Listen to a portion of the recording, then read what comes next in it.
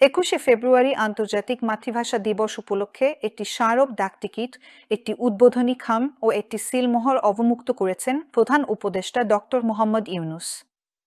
বুধবার রাজধানীর তেজগাঁওয়ে প্রধান উপদেষ্টার কার্যালয়ে এ স্মারক ডাকটিকিট অবমুক্ত করেন তিনি। এ সময় তথ্য, ডাক ও টেলিযোগাযোগ উপদেষ্টা নাহিদ ইসলাম, ডাক ও টেলিযোগাযোগ সচিব ডক্টর মোহাম্মদ মুশফিকুর রহমান এবং ডাক অধিদপ্তরের মহাপরিচালক অতিরিক্ত দায়িত্ব এস.এম. শাহাবুদ্দিন উপস্থিত ছিলেন। মাতৃভাষা দিবসের স্মারক ডাকটিকিট অবমুক্ত করলেন প্রধান উপদেষ্টা।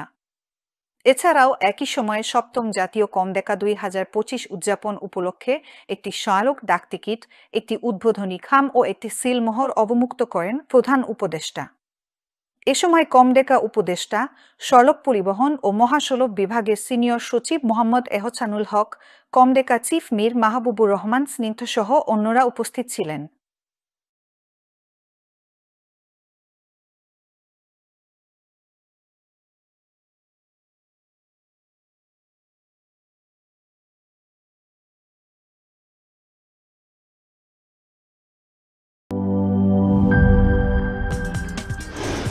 কি boss, vital match, tough opponent, tension?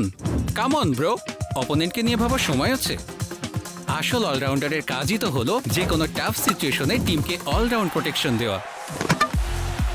Just like my টাইলক্স, যার অ্যান্টিব্যাকটেরিয়াল এজেন্ট টয়লেটের কোনায় কোনায় পৌঁছে 99% জীবাণু ধ্বংস করে, টয়লেটের কঠিন দাগ ও দুর্গন্ধ দূর করে টয়লেটকে রাখে ক্লিন আর সুবাসিত। টাইলক্স টয়লেট ক্লিনার, ক্লিন মানেই টাইলক্স।